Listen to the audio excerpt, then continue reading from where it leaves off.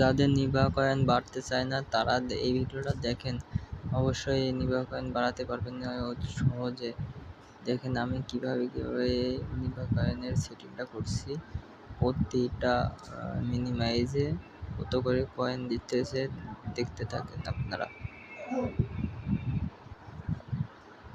দেখেন এইগুলো সেটিং করতে পারলে আপনাদের অবশ্যই মাইনিং স্টার্ট হবে, আবার নতুন করে আবার বেশি কয়েন ইনকাম হবে। এরকম সেটিং করে রাখতে পারলে ভালো। আর যদি ইচ্ছা করে আমার কাছে সেল দিতে পারেন, রেট কম হতে পারে আমার কাছে, কিন্তু টাকা অবশ্যই পাবেন।